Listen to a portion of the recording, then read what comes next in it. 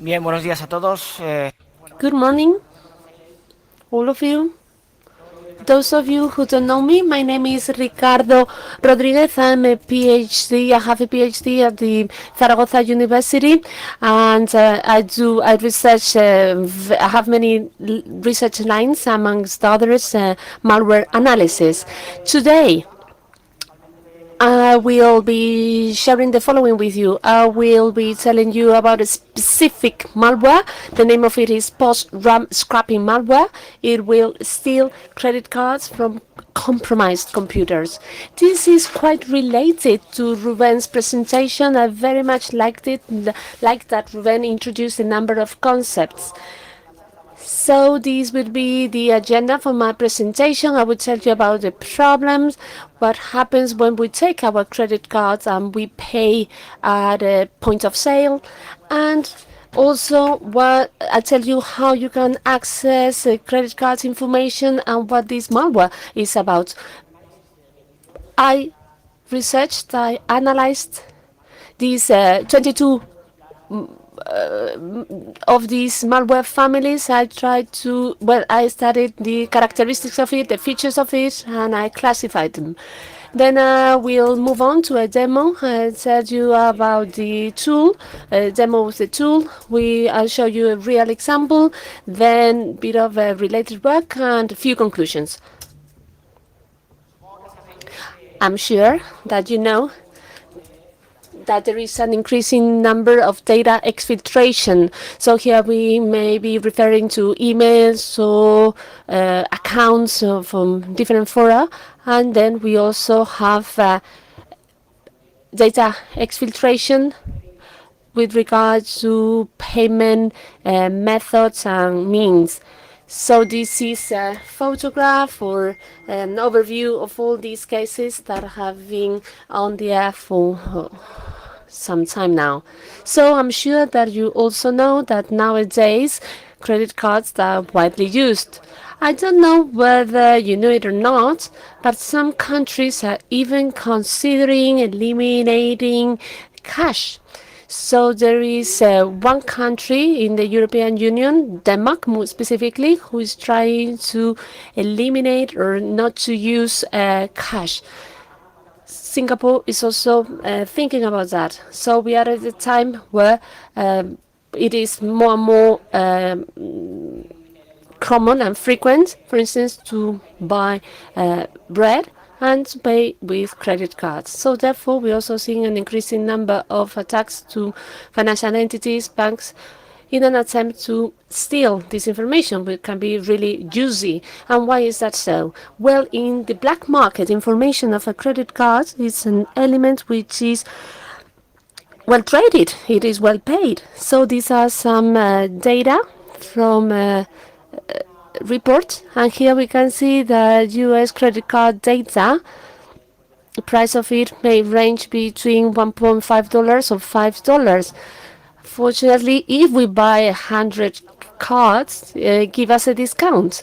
If we are talking about a UA credit card data, this information is more expensive, in between $5 and $8. And if we have extra information about the user, for instance, I don't know, social security number, date of birth, that is to say, details that would help us complete the fake identity, the price goes up. So, for instance, if you have information, I don't know, one of those high-range credit cards, such as Platinum or Gold, that credit card data also increases its price. So minimum data needed to complete a payment: cardholder name, expiry date, and the PAN, that is to say the credit card number. Some places on the internet, those three elements are enough to pay for your purchase. Well, you may go and tell me that there is a fourth piece of information to use or to pay with your credit cards. That is the CVV. However, there are other companies, especially US company, where those three pieces of information is enough to go ahead with your credit card payments. So now we should wonder, where are these data coming from? These data, these devices are more and more infected. I'm sure that you've seen a computer with a card reader, either embedded on the screen or just as an external device that is used to introduce the car and to enter your PIN number. This is information from a 2014 report when it says that 36% of publicly known cyber attacks. When they say publicly known, it means that they are known. 36% of them are based on or related to stolen credit cards customer data. Often, most of them take place at retailers or in large restaurants, chains of restaurants. And there is a reason for all that. That being that most of these systems are run on Windows,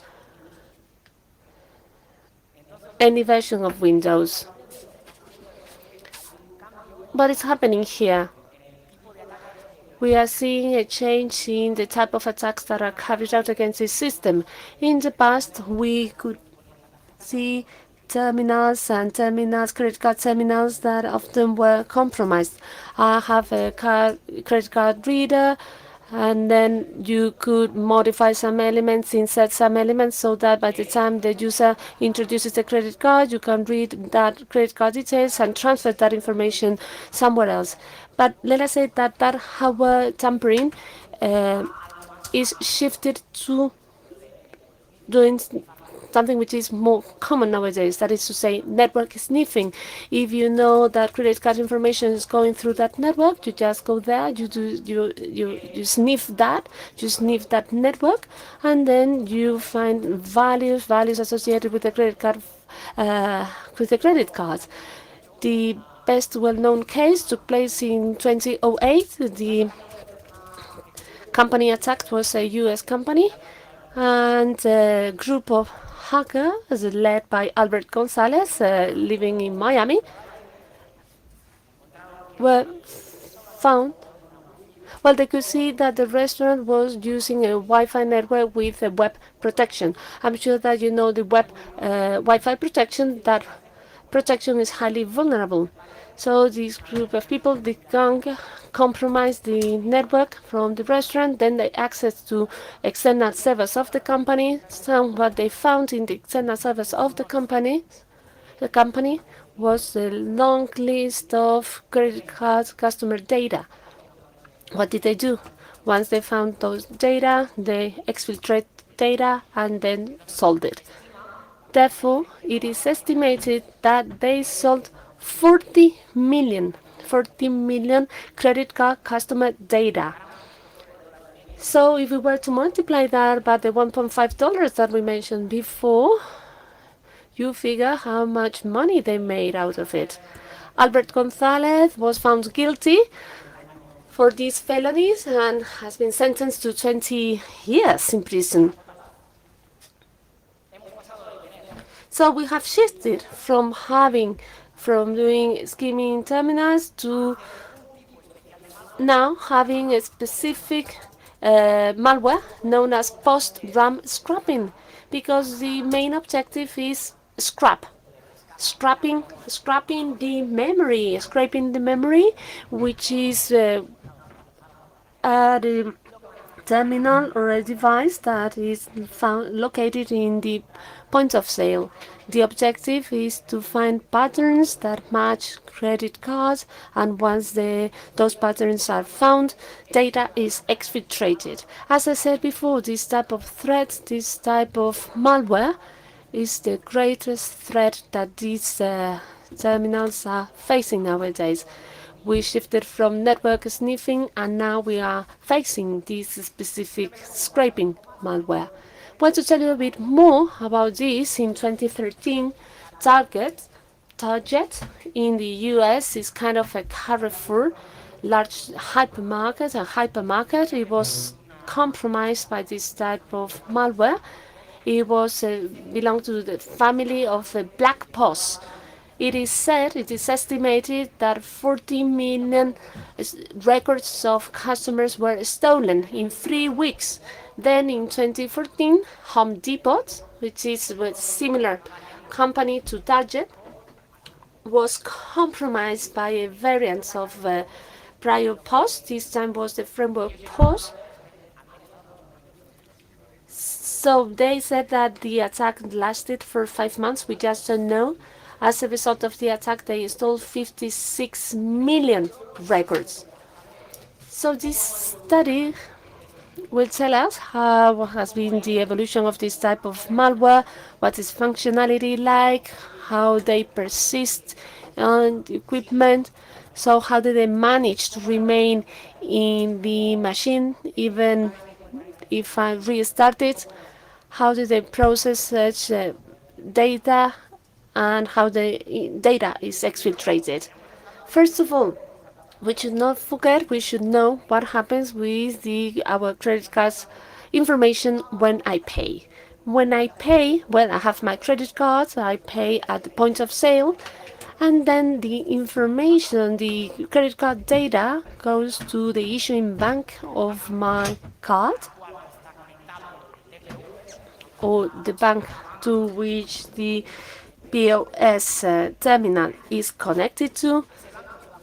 That bank will communicate with the owner of my card, whether it is Amex or Visa or Mastercard, and these companies will check on the last bank. That is to say, my credit cards, my account, my bank account. They would check whether there is enough money on my bank account to go ahead with the payments, especially if we are talking about a debit credit card. And then that confirmation of okay or denied transaction comes through here. So therefore, where do we have the credit card data? Well, the credit card data will be in 4 places, in 4 locations. First of all, it will be in the memory of the equipment. It may be temporarily stored in any device. So, for instance, at motorways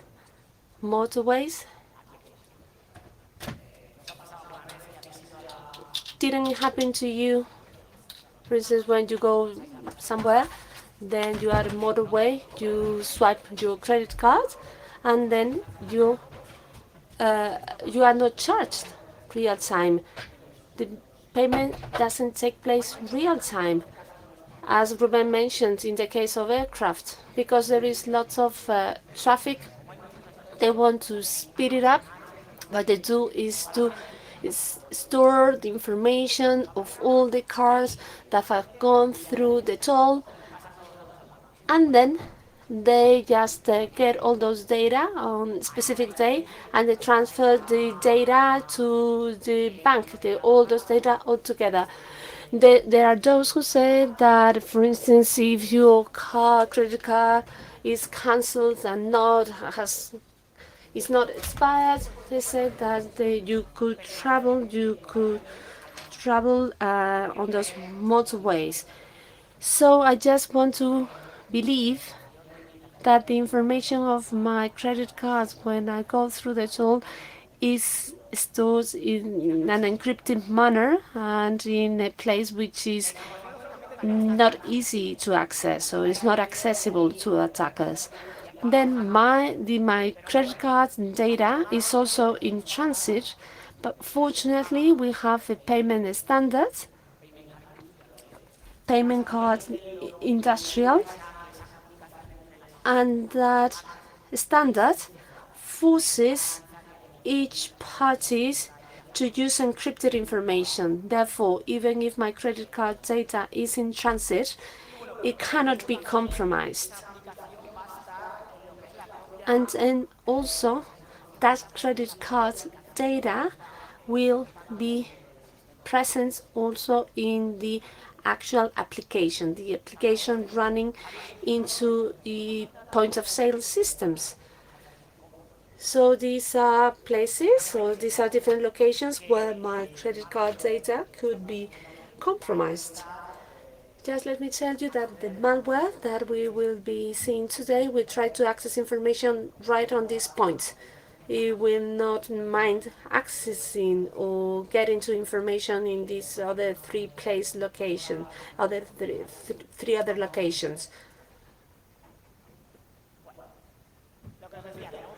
So we have a standard, as I say, PCI, payment cards industry. That standard, well, there are two sub-standards. The PCI DSS, it defines or it tells us how to protect the information in transit, data in transit. Then we also have another version, the PADSS, that tells us the software requirements that your system should fulfill to comply with the prior standards. However, none of these systems takes care about what happens with data in memory. That's one of the main problems of these standards. And the credit card data is in memory. It's in memory, and that data is in clear. So therefore, how to access credit card data? Well, you know that the first way to do it is to have the physical credit cards. So physical data on the card, name, expiration date in American format, US format, and then PAN, primary account number, which is the credit card number, and then the CVV, often ranges from 3 to 4 digits, and it is on the back. It shows on the back of the card. What is it on the back panel of the card? Who has that answer? Well, basically, CVV is what tells that you have physical access to the credit card. If you check the credit cards, and unless you look at the back panel, well, this means that you are having physical access to the card because you can take a look at the back panel. Then, other way to access to credit card data is through the magnetic magnetic stripe.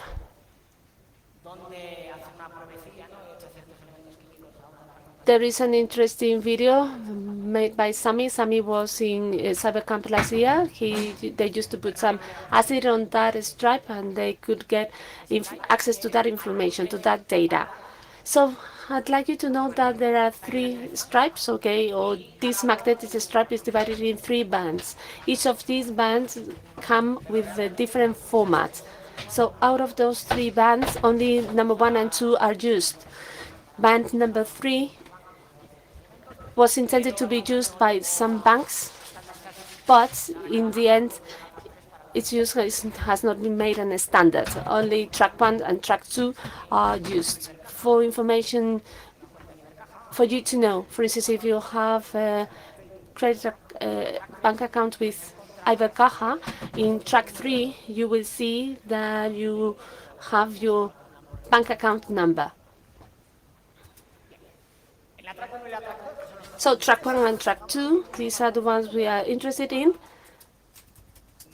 Come in specific formats. I'm not going to explain each of them. So now just take a look at that. Here we see the credit card, the bank account number, and then in track 2 we have the username, and then we also have the expiry date.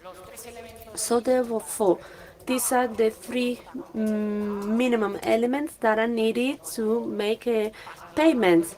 So when you swipe the stripe, that's where, well, they get. Well, this minimum information is already given to the terminal. Another way to access to credit card data, I'm sure that you're aware of these cards. Chip cards, they are also referred to as chip and pin or EMV cards. They are widely spread in Europe, and we use them very, very frequently. When you pay with your credit card, you introduce it in the terminal, then you have to enter your PIN number, and that PIN number authorizes uniquely each of the transactions. It uniquely authorizes each transaction. Some people are doing research on that, and they have proven that this is not true. Well, the latest versions of EMV has improved that vulnerability, but it wasn't like that in the beginning. So basically, EMV is intended to authenticate the card as well as authenticate the holder, but in the case of EMV, no one authenticates the POS terminal. So you may be inserting your cards in a terminal in a convenience store. We don't know who is behind that terminal. We trust that there is a sticker with the name of the bank, but there is no terminal authentication. Here I'm saying that EMV standard was created to fight counterfeiting. And now contactless cards, NFC cards. This is another way of getting credit card data. We talked about this type of cards last year, the previous year, 2 years ago. So NFC is just like one more door. So I'm making access to the credit card either through the chip or through the NFC. But actually, the data, I just get it from the chip. The NFC is just one more door to access to credit card data. You know that there is a limit as to the number of, as to the amount that you can pay with an NFC card. And that amount in Spain is up to 20 euros. Well, you already know, everyone knows that NFC cards have quite a lot of problems so far. And now let us move on to talk about malware. Well, these are the typical phases of malware that have been adapted to this type of specific malware. So this malware is, first of all, access to the system. Once it is in the system, it becomes persistent, and it will search for processes. It does that in the first instance. When it detects a system or a process that it's interested in, it will scan the memory. It will gather information. Once it gathers data card data, what does it do? It just exfiltrates those data very quickly. I'll tell you each and every one of the features of this malware. In the case of binaries, the malware executable can be protected or not. If protected, can have several levels of protection. Then in terms of persistence, how it persists based on register, based on the service, or perhaps it is not persistent. If a malware is not persistent, it means that it is the second phase of attack of a third malware. That is to say, someone will have to run it. If it is not persistent, it will not self-run. Or, I don't know, perhaps the user will do that. Regarding functionality, so we can, perhaps it would only steal credit card data, or perhaps it would do something else. Perhaps it would have engaged in any other type of communication. So regarding processes, we can distinguish here whether it does a selective search or not. In the selective one, we could see whether it does blacklisting or whitelisting. So that is to say whether there is only one type of processes that is scanned by this malware. If this were the case, this would be kind of an APT, that is to say, because it knows the process that it wants to scan, that is to say, the systems that wants to attack. In terms of process search, here we could have two things here, either own implementation or system implementation. For an own implementation in Windows, we would need to have a rootkit. But this is, yes, it would be technically feasible if we had that rootkit. So what information does it look for? It looks for either data on track 1, track 2, or on both. How do they match that information? We could have regular expression or specific algorithms. How is data exfiltrated? Well, there are several methods for that. Some wait for up until a USB is connected to the machine. Once that happens, it will take all the credit card data and then store it in that USB. So that means that samples assume that there will be someone gaining, eventually gaining physical access to that machine. And then also internet-based exfiltration through HTTP queries or through DNS queries. Regarding connection, how data is exfiltrated. Here we could see whether the connection is ordinary, an ordinary one, whether it logs on ordinarily or through Tor network. Obviously, chasing criminals in Tor, it's more difficult than on surface web. So I downloaded 144 samples from 22 known families. This is a table summarizing each and every one of those families. Each antivirus manufacturer changes slightly the name of it, and this is the discovery date divided by years and quartiles. So, well, I did not analyze each of these 144 samples because I have a life, and I selected a specific sample, the one with the highest virus total ratio.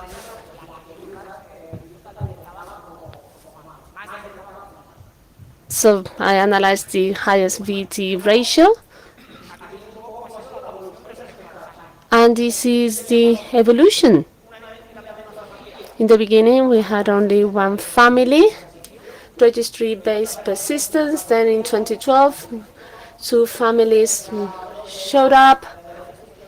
Then next one registry-based, the other one, another one service prevalence.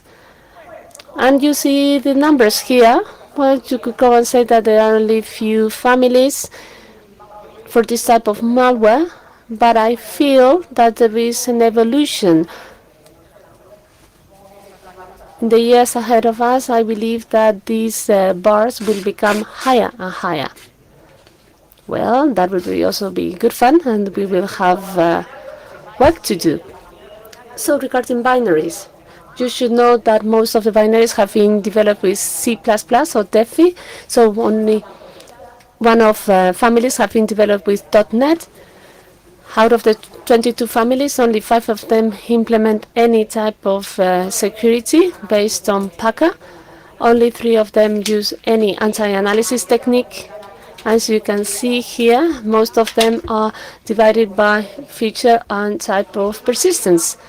As you can see, most of them, despite the features, are registry-based. Only few of them do persist, and only few of them are service-based persistence.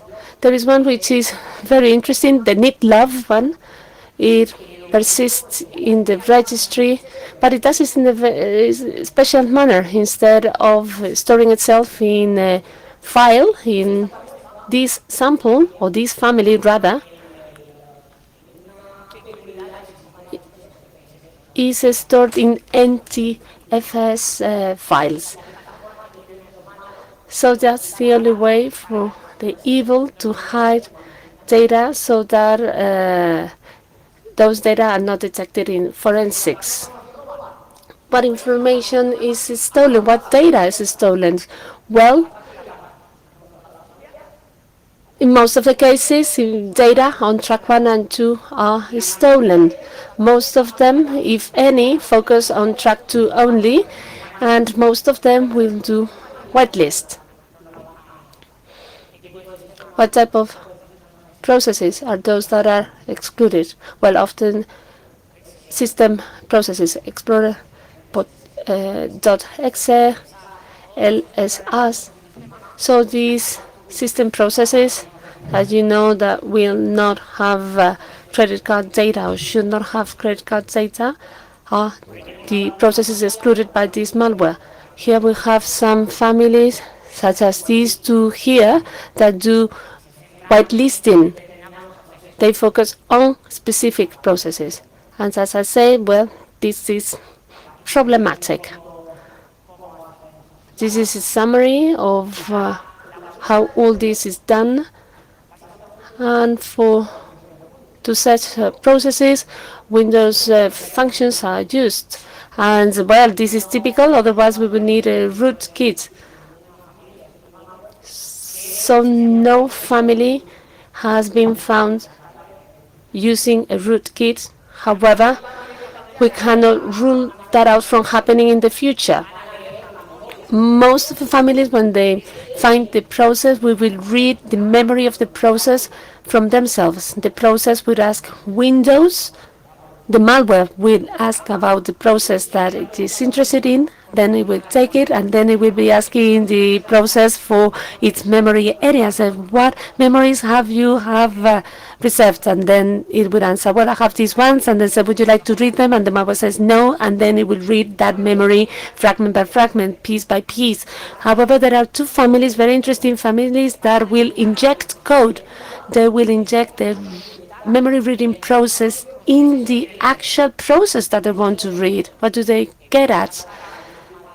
They just avoid jumping an antivirus signature, checking whether there is a process that is accessing the process memory. Accessing the process memory is not very typical. It is not very common. So if the AV is trying to detect that type of behavior, I inject code. Therefore, you make the reading from your own memory space, and this is not detectable by the antivirus, because for the antivirus this is common. So most of them will try to get information from both tracks, or if any, from track 2. And none of them looks for information on track 1 only. So these are some instructions that we find in some regular expressions that we often find in the binaries. So they match the memory with these regular expressions. So these are the first ones that we find for this type of malware.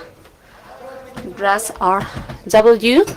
This was first discovered in 2011. Let us take the top one. Here we can see that it is reading the credit card number, then the name and the family name of the person, then the year and the month. Notice from 0 to 9 or 10, 11, and 12. But notice the year. 2007 to 2009, from 2010 to 2015. So that is to say, a malware that was discovered in 2011, that's matching with credit card that expire on 2007. Do you get me? You know what I mean? So, well, if they did not discover that in 4 years, well, they must have made lots of profit out of it. Most will have non-anonymous connection, and just a couple have this other connection. And then there's this other two that have no kind of exfiltration outside. So those would be the ones that I said before. Keep them on a file, or else send it to a shared unit and a network. Some of them try to send it to a shared unit on a network. And if we think of safe and secure systems, we can think of the POS terminal system, that it's isolated but connected to a system that is not isolated. So I get it out to the system that is not isolated, and from there it goes outside. Most will have HTTP POS connections, and some have a DNS queries as well, or requests. They send these DNS requests to villain or evil systems, and there they code the credit card information that they are exfiltrating. Good.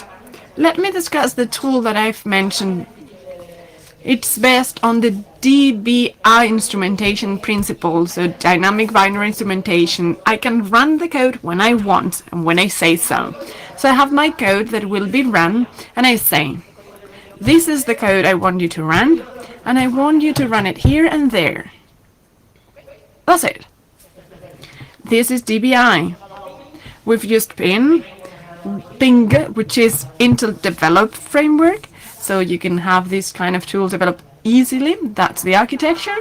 And our tool so far is called Ping API Hook, and that hooks some system calls, those that we are interested in, such as files, registry, processes, and networks. So I'm monitoring the malware execution or implementation, and what we do is intercepting the calls, and when we intercept them, I write it on a file, all the parameters that it is calling, what the call returns. Let me show it to you on a demo. I've prayed to the gods.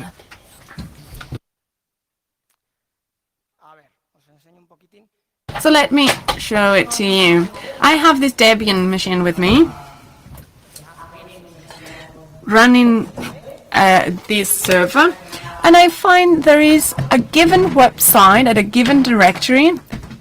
This is a file, PHP, that is there on the screen, and it runs everything and writes it from the past into a given file.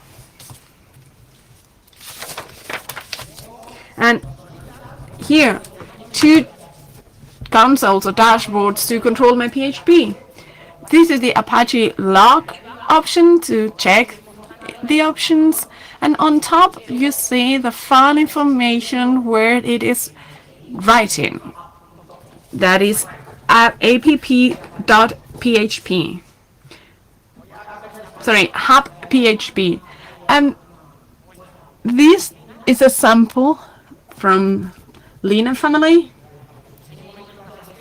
So let me show you the strings inside the binary. These are regular expressions that I explained so far. This sample here is looking for credit cards from 2012 to 2019. Both track 1, this is track 1, and track 2 as well. And I know it because of its format. So this is track 1, equal means it's track 2.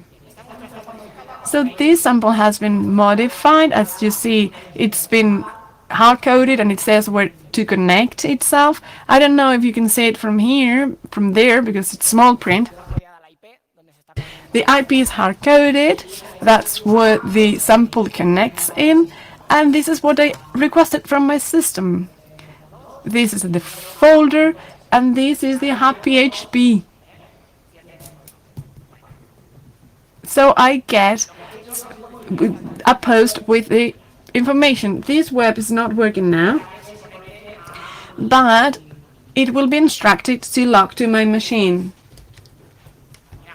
So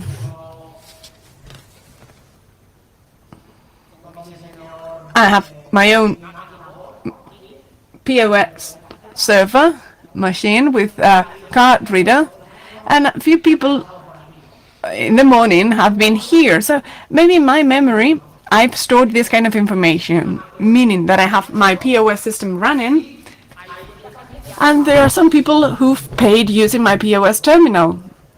I don't know if there's a Romensana, and other people, they've used their card, and this is stored in my memory.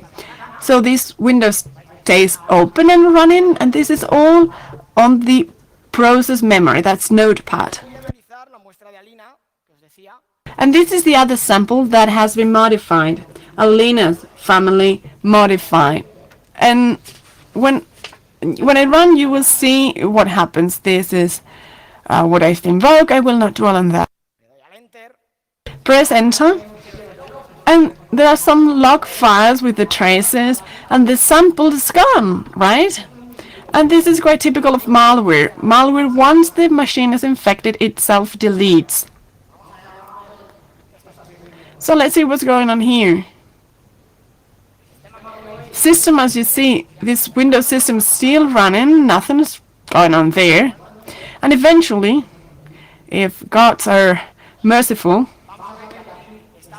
we'll see that we get the app's information that has kept the card's data on memory. So this is a connection to the Apache server, and up here you see the files information. There it is, thank you.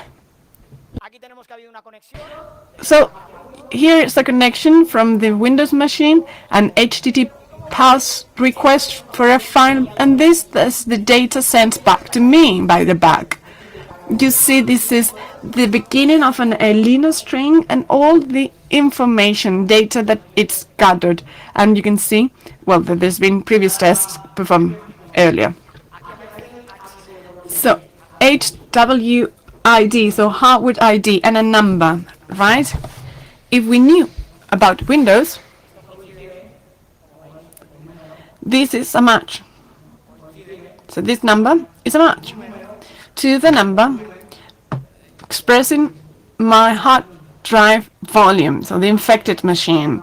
So what the sample is doing is spotting where the data are coming from and the specific machine that is extracting the information. As you can see, there is this little file that has been produced.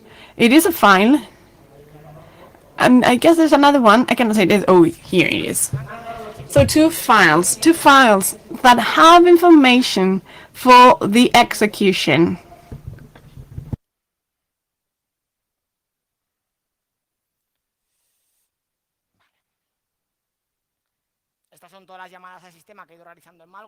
This is all the requests to malware. So first, malware tried to create mutex and mutes, and here you see open process calls as well to start processes. That's what it's trying to do here. Some are started, some are not, but in the end you see some readings from the memory, other processes memory. I'm not sure whether it is here. Eventually all the way down it should be. So yes, here you see the request that it's been done.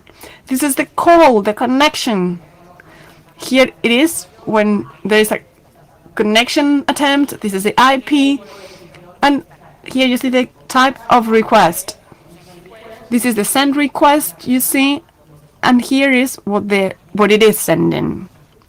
So next.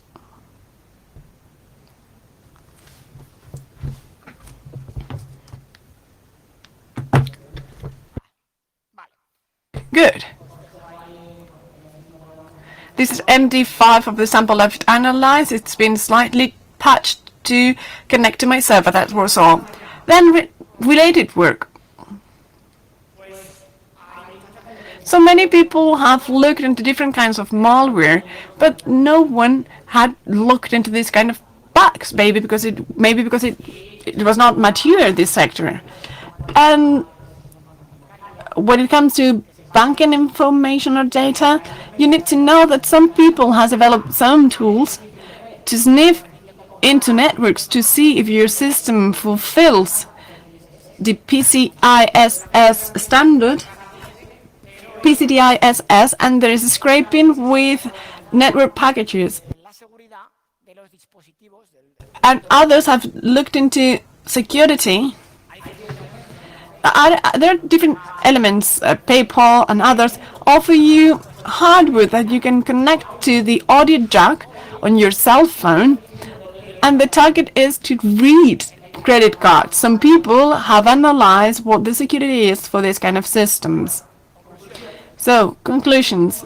There is kind of malware that it's quite different, that steals information from credit cards stored in the memory of processes within an operating system, this time Windows. We've seen how they work, first through persistence, then they gather all the processes that are running, and they go into the process memory and find the information that matches a credit card.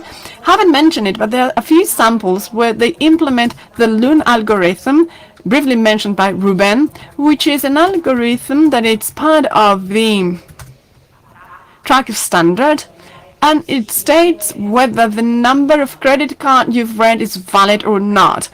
You need to consider that malware reads the whole memory, and it might happen that what is being read doesn't match a credit card. So the format would be a match, but it would not be a credit card. That would be it. And that's a validating algorithm that is used to validate. When the information is found, they just exfiltrate it in whatever way. We've analyzed 22 families, and they were classified based on their behavior or workflow. Take-home messages. Well, luckily there are only a few families trying to use some kind of anti-analysis mechanism. Luckily, all persistent methods used can be easily detected. They are registry-based, and they are quite simple to detect. There's only one that is a bit more complicated. That would be Netlove using NTFS. So those are alternate flows for information. And most go for process blacklisting. It's only normal because system processes, I'm not interested in looking into them.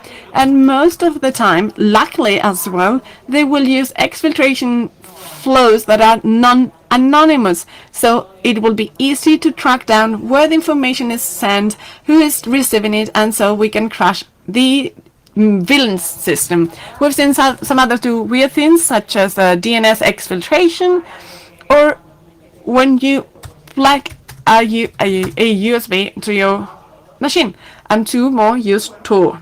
Remember that. That's been all for me. If you have questions, I'll be happy to take them.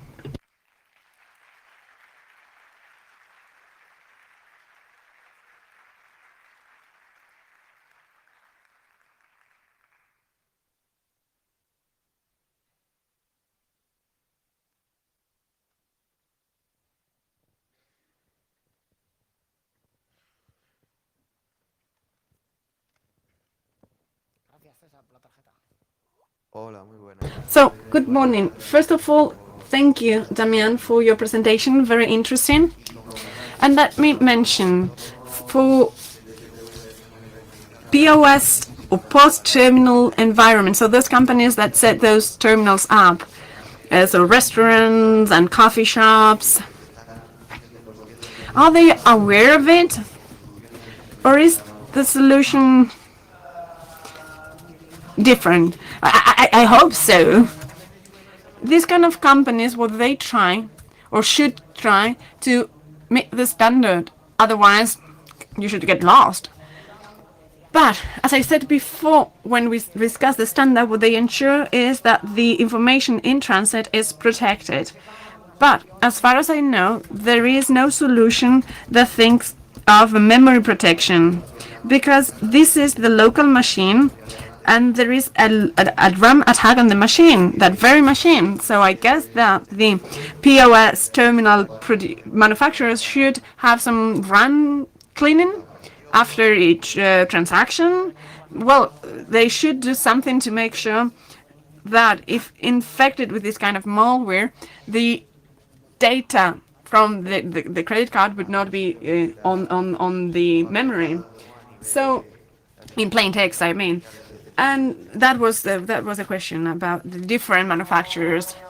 I have not talked to any of them, so I cannot tell you for sure, but I have to guess, based on the market solutions that are out there, and the fact that this is going on, especially in the US, where the credit card is widely used with the magnetic stripe, I would guess that the memory data is not protected, because if it's a chip card, this technique, it would not be feasible, right? Well, see, the chip cards, this would be a different kind of attack.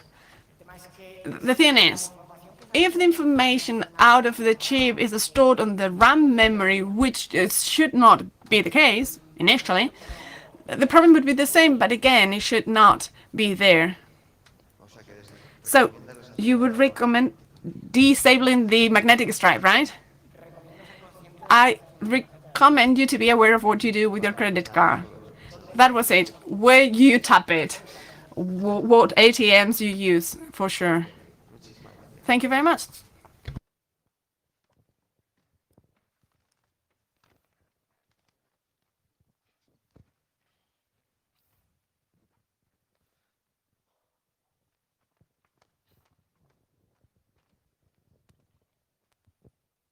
Buenos días, Ricardo. Muchas gracias.